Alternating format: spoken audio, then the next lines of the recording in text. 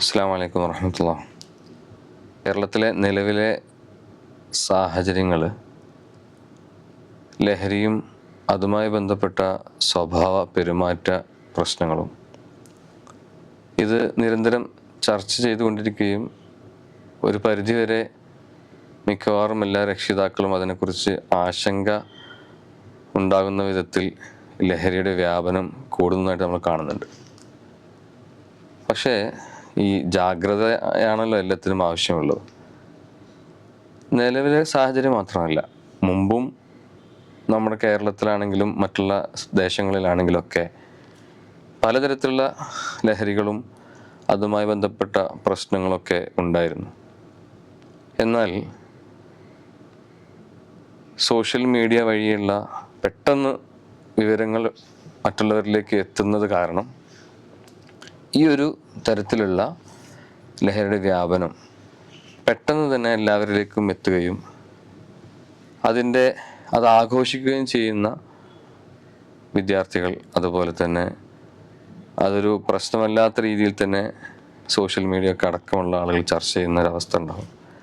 അപ്പോൾ ഈ അവസ്ഥയിൽ സ്വാഭാവികമായിട്ടും നേരത്തെ ലഹരികളൊക്കെ രഹസ്യമായി ഉപയോഗിച്ചിരുന്ന പലരും അത് പരസ്യമാക്കാൻ മടിയില്ലാത്തൊരവസ്ഥയിലേക്ക് എത്തിയിട്ടുണ്ട്.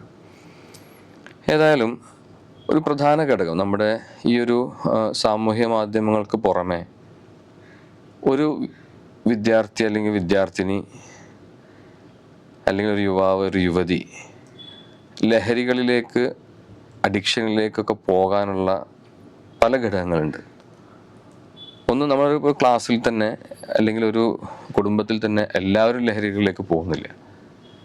മറിച്ച് പോകാൻ സാധ്യതയുള്ള ചില വിഭാഗം വിദ്യാർത്ഥിനികളുണ്ട്. അത് നേരത്തെ കണ്ടെത്തുക എന്ന് പറയുന്നത് വളരെ പ്രധാനമാണ്. അതിന് ഏറ്റവും ആവശ്യം അതിനെക്കുറിച്ച് രക്ഷിതാക്കളായ നമ്മൾ അതിനെക്കുറിച്ച് അറിയുക എന്നുള്ളത് കൂടിയാണ്. അപ്പോൾ ചില കുട്ടികൾ അവരുടെ ഉൾവലിയുന്ന മറ്റുള്ള വിദ്യാർത്ഥികളോടോ അല്ലെങ്കിൽ മറ്റുള്ള സുഹൃത്തുക്കളോടോ കുടുംബ അംഗങ്ങളോടോ ഒന്നും അധികം സംസാരിക്കാത്ത, നല്ലൊരു കുട്ടി എന്ന പേരുള്ള, അധികം മിങ്കിൾ ചെയ്യാത്ത ചില ആളുകളുണ്ടാവും. അവരെന്തുകൊണ്ടത് മിങ്കിൾ ചെയ്യുന്നില്ല? ഒരു പക്ഷേ രക്ഷിതാക്കൾ അത് വളരെ അഭിമാനത്തോടു കൂടി പറയും, എൻ്റെ കുട്ടി അധികം ആരോടും മിണ്ടാറില്ല, കമ്പനികളൊന്നുമില്ല, പുറത്ത് ആരോടും സംസാരിക്കാറില്ല. അങ്ങനെ ഉൾവലിയുന്ന ആളുകളായിരിക്കും. അപ്പോൾ സ്വാഭാവികമായിട്ടും നല്ല കുട്ടിയല്ലേ എന്ന് കരുതി അവൻ്റെ കയ്യിൽ അവൻ വേറെ തെറ്റിലേക്കോ അല്ലെങ്കിൽ അവൾ വേറെ തെറ്റിലേക്കോ ഒന്നും പോകില്ല എന്ന ഒരു ആത്മവിശ്വാസത്തോടു കൂടി തന്നെ മക്കൾക്ക് നമ്മൾ സോഷ്യൽ മീഡിയ ഒക്കെ ഉപയോഗിക്കാനുള്ള സ്വാതന്ത്ര്യം മറ്റു കാര്യങ്ങളും കൊടുക്കും, അല്ലെങ്കിൽ ഡിവൈസുകൾ അവർക്ക് കൊടുക്കും. കാരണം അവരെക്കുറിച്ച് നമുക്ക് സംശയങ്ങളില്ല. അതുകൊണ്ട് തന്നെ ഇത്തരം ഉൾവലിഞ്ഞു നിൽക്കുന്ന ആളുകൾ പെട്ടെന്ന് തന്നെ ഇതുപോലത്തെ സൗഹൃദങ്ങളിലേക്കും സോഷ്യൽ മീഡിയ വഴി അല്ലെങ്കിൽ ഇതുപോലത്തെ മാധ്യമങ്ങൾ വഴി ഇത്തരം ലഹരികളുടെ മാഫിയകളിലേക്കൊക്കെ എത്തുന്നതായി നമ്മൾ കണ്ടിട്ടുണ്ട്. അപ്പോൾ പറഞ്ഞു വന്ന ഒന്നാമത്തെ പോയിന്റ് എന്ന് പറയുന്നത്, എല്ലാ കുട്ടികളും ലഹരികളിലേക്ക് പോകുന്നില്ല, മറിച്ച് ചില കുട്ടികൾ പോകാൻ സാധ്യതയുണ്ടോ. അതിൽ ഒന്നാമത്തെ സാധ്യത എന്ന് പറഞ്ഞാൽ, ഇങ്ങനെ ഉൾവലിയുന്ന നല്ല കുട്ടികളെന്ന് കരുതുന്ന ആളുകൾ വളരെ രഹസ്യമായി തന്നെ ഇത്തരത്തിലുള്ള കെണികളിലേക്ക് ചെന്ന് വീഴാൻ സാധ്യതയുള്ളതാണ്. രണ്ടാമത്തെ വിഭാഗം കുട്ടികൾ എന്ന് പറഞ്ഞാൽ എല്ലാത്തിനും പെട്ടെന്ന് പ്രതികരിക്കുന്ന, പെട്ടെന്ന് പൊട്ടിത്തെറിക്കുന്ന ചില കുട്ടികളുണ്ടാവും. അല്ലെങ്കിൽ വളരെ വേഗം സൗഹൃദ വലയങ്ങൾ കണ്ടെത്തുകയും പെട്ടെന്ന് കമ്പനിയാകുകയും പെട്ടെന്ന് അവരോട് കൂടെ കൂടുന്ന ചില മക്കളുണ്ടാവും. അവരെയും നമ്മൾ ശ്രദ്ധിക്കേണ്ടത് തന്നെയാണ്.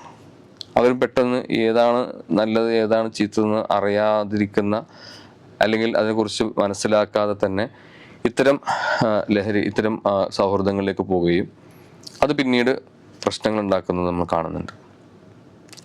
ഇത് രണ്ടാമത്തെ വിഭാഗം കുട്ടികൾ.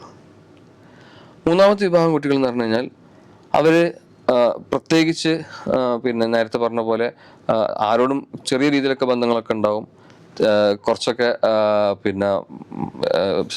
പുറത്ത് ആളുകളോട് ഇടപെടുന്നുണ്ടാവും.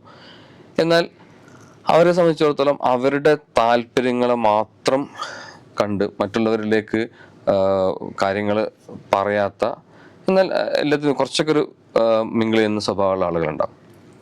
ഇവരെ സംബന്ധിച്ചിടത്തോളം ഇവരുടെ സ്വന്തം താല്പര്യങ്ങൾ രക്ഷിക്കാൻ വേണ്ടി അവർ പലതരം കള്ളത്തരങ്ങളും കളവുകളും അതുപോലെ തന്നെ മറച്ചുവെക്കലൊക്കെ ഉണ്ടാകുന്നത്. അപ്പം നമ്മുടെ മക്കൾ അല്ലെങ്കിൽ നമ്മുടെ യുവാക്കൾ ഏത് തരം സ്വഭാവക്കാരാണ് എന്നതിനെ കുറിച്ചുള്ള ഒരു അവബോധം രക്ഷിതാക്കൾക്ക് ഉണ്ടാകുന്നത് നല്ലതാണ്. നമ്മളതിനെ വ്യക്തിത്വ വൈകല്യങ്ങൾ എന്നല്ല, വ്യക്തിത്വങ്ങൾ, പേഴ്സണാലിറ്റികൾ, ചിലതരം പേഴ്സണാലിറ്റികൾ എന്ന് പറയാറുണ്ട്. അപ്പോൾ ഈ പേഴ്സണാലിറ്റികളുള്ള കുട്ടികളെ നേരത്തെ മനസ്സിലാക്കുകയും അവരുടെ ഏറ്റവും നല്ല സൗഹൃദങ്ങളായിട്ടും അവർക്ക് സംസാരിക്കാനും അവരോട് ഇടപഴകാനും പറ്റുന്ന രക്ഷിതാക്കളായി നമുക്ക് മാറാം. സാധാരണ നമ്മൾ പറയുന്നത് നമ്മുടെ മക്കൾക്ക് നമ്മളോട് തുറന്നു പറയാനുള്ള ഒരു ഓപ്പൺ വിൻഡോ നമ്മളുടെ അടുത്തുണ്ടാകണം. പാരൻറ്റിങ്ങിൽ വ്യത്യസ്ത തരം പാരൻറ്റിങ്. എൻ്റെ പിതാവ് മാതാവ് എന്നെ എങ്ങനെയാണോ വളർത്തിയത് അതുപോലെ ഞാൻ എൻ്റെ മക്കളെ വളർത്തുക എന്ന് ഷാഠ്യം പിടിക്കുന്നതുണ്ട്. അതിലൊരുപാട് നല്ല ഗുണങ്ങളുണ്ട്, കുറച്ച് നെഗറ്റീവുകൾ ഉണ്ടാകാം. അപ്പോൾ അതിലുള്ള നല്ല ഗുണങ്ങൾ എടുക്കുകയും അതോറിറ്റേറ്റീവ് പാരൻറ്റിങ് എന്ന് പറയും. അതായത് അച്ചടക്കത്തോടു കൂടി തന്നെ എന്നാൽ കുറച്ചൊരു റിലാക്സേഷൻ. ഉദാഹരണം പറയാൻ, കളിക്കാൻ വിടുന്നു, 6 മണിയാകുമ്പോൾ തിരിച്ചെത്തണം, അതിനപ്പുറം പോകരുത്, എന്നാൽ കളിക്കാൻ വിടുക എന്ന് പറഞ്ഞൊരു സ്വാതന്ത്ര്യം അവിടെ കൊടുക്കുന്നുണ്ട്. തിരിച്ചിത്ര സമയത്തിലേക്ക് എത്തണം എന്നുള്ള അച്ചടക്കം കൊടുക്കുന്നുണ്ട്. ഇത്തരത്തിലുള്ള അതോറിറ്റേറ്റീവ് പാരൻറ്റിങ് എന്ന് പറയും. ആ രീതിയിലുള്ള ഒരു പാരൻറ്റിങ് മോഡാണ് സാധാരണ ഈ ഇപ്പോഴത്തെ സാഹചര്യത്തിൽ നമുക്ക് ഇതിൽ നിന്ന് രക്ഷപ്പെടുത്താൻ നമ്മളെ മക്കളെ രക്ഷപ്പെടുത്താൻ വേണ്ടി നമുക്ക് ഉപയോഗിക്കാൻ പറ്റുന്നൊരു പാരൻറ്റിങ്. അതിൽ ഈ ഒരു പാരൻറ്റിങ് മാത്രമല്ല, ഇത്തരത്തിലുള്ള കുട്ടികളെ നേരത്തെ കണ്ടെത്തുകയും അവരുടെ ഈ പ്രശ്നങ്ങൾക്ക്, അവരുടെ ബുദ്ധിമുട്ടുകൾക്ക്, അവരുടെ പ്രയാസങ്ങൾക്ക് സൊല്യൂഷൻ എൻ്റെ വീട്ടിൽ തന്നെ ഉണ്ട്, ഞാൻ പുറത്തേക്കൊന്നും പോകേണ്ടതില്ല, പുറത്തൊരു സൗഹൃദങ്ങളിലേക്ക് പോയി പുറത്തെ രീതിയിൽ ഈ ഇത്തരത്തിലുള്ള ആളുകളിലേക്ക് ചെന്ന് പെടേണ്ടതില്ല എന്നുകൂടെ അവർക്ക് ബോധ്യമാകും. എല്ലാത്തിനും സൊല്യൂഷൻ എൻ്റെ വീട്ടിലുണ്ട് എന്നുള്ള ഒരു പിക്ചർ അവരുടെ മനസ്സിലുണ്ടാക്കിയെടുക്കുക എന്നുള്ളതും പ്രധാനമാണ്. മറ്റൊരു കാര്യം, നമ്മുടെ മക്കളുടെ സൗഹൃദങ്ങൾ ആരാണ്? അവരുടെ പോകുന്നതും ഒരു വിദ്യാർത്ഥിയെ സംബന്ധിച്ചിടത്തോളം അവരുടെ സിംഹഭാഗവും അവരവരുടെ ക്യാമ്പസുകളിൽ, സ്കൂളുകളാണ്. എൻ്റെ മകളുടെ സൗഹൃദങ്ങൾ ആരാണ്? ആ സുഹൃത്തിൻ്റെ സ്വഭാവം, ആ സുഹൃത്തിൻ്റെ സംസ്കാരം, ആ സുഹൃത്തിൻ്റെ ചുറ്റുപാടുകൾ, ആ സുഹൃത്തിൻ്റെ സൗഹൃദങ്ങൾ, ഇതൊക്കെ രക്ഷിതാവ് എന്ന നിലക്ക് നമ്മൾ അറിയേണ്ടത് വളരെ പ്രധാനമാണ്. ഒരു പക്ഷേ നമ്മൾ 10ാം ക്ലാസ് വരെ വളരെ സൂപ്പർവിഷനോട് കൂടിയായിരിക്കും നമ്മൾ പാരൻറ്റിങ് ഉണ്ടാവാറുള്ളത്. എന്നാൽ അതിനുശേഷം +1 +2 പ്രത്യേകിച്ചും ക്യാമ്പസുകളിലേക്ക് പോകുമ്പോൾ നമ്മുടെ സൂപ്പർവിഷൻ കുറഞ്ഞു വരികയാണ്.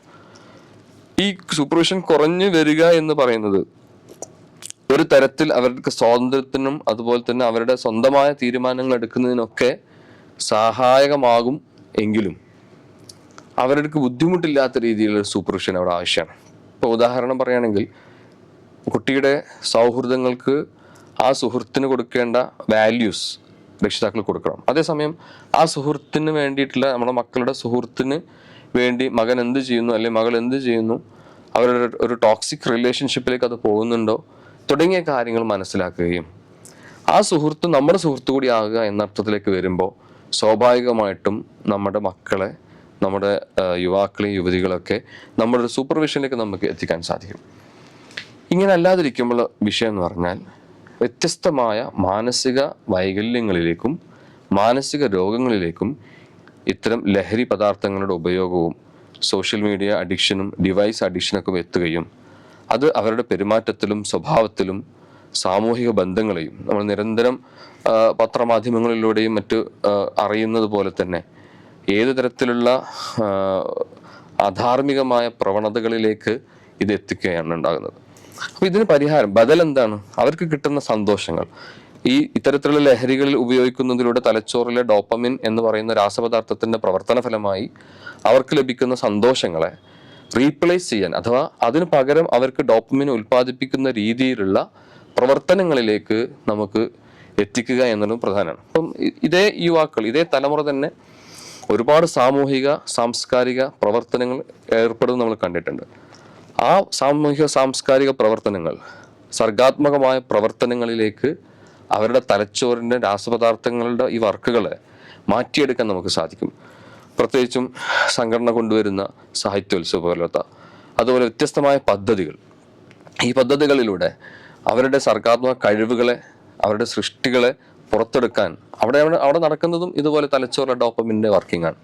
അപ്പോൾ ആ ഡോപ്പമിൻ വർക്കിങ്ങിന് വേണ്ടിയുള്ള നല്ല സൗഹൃദങ്ങളെ, നല്ല കൂട്ടായ്മകളെ നല്ല പദ്ധതികളിലൂടെ അവരുടെ തലച്ചോറുകളുടെ ഇത്തരത്തിലുള്ള ഡോപ്പമിൻ ലഹരികളിൽ നിന്നും മാറ്റി ഇത്തരത്തിലുള്ള ലഹരികളിലേക്ക്, അത് ഒരു കൺട്രോൾഡ് ലഹരിയാണല്ലോ, ആ ഒരു കൺട്രോൾഡ് ലഹരികളിലേക്ക് ഈ ഒരു സൗഹൃദങ്ങളിലേക്ക് അവരെ എത്തിക്കുകയും അതുവഴി ഈ തലമുറയെ രക്ഷപ്പെടുത്താൻ നമുക്ക് സാധിക്കും. ആ ഒരു തരത്തിലുള്ള പ്ലാൻഡ് ആയിട്ട് ഒരു രക്ഷിതാക്കളെ സംബന്ധിച്ചിടത്തോളം, നമ്മളെ സംബന്ധിച്ചിടത്തോളം അത്തരത്തിലുള്ള പ്രവർത്തനങ്ങളിലേക്ക് ഇവരെ ഇൻവോൾവ് ചെയ്യും. പ്രത്യേകിച്ച് വായന, പാട്ട്, അതുപോലെ തന്നെ മറ്റു എഴുത്ത് തുടങ്ങിയ അവരുടെ കഴിവുകൾക്ക് പുറത്തെടുക്കാൻ, ചില ആളുകൾക്ക് ഫോട്ടോഗ്രാഫി ആയിരിക്കാം, ചില ആളുകൾക്ക് എഴുത്തായിരിക്കാം, ചില ആളുകൾക്ക് വരകളായിരിക്കാം. ആ ഒരു കഴിവുകളെ മനസ്സിലാക്കി. അതുപോലെ തന്നെ ഏറ്റവും പ്രധാനപ്പെട്ട ഒരു മാനസികമായ ആരോഗ്യത്തിന് ഏറ്റവും പ്രധാനപ്പെട്ട ഒന്നാണ് കായികമായിട്ടുള്ള ആരോഗ്യം, ശാരീരിക ആരോഗ്യം എന്ന് പറയുന്നത്.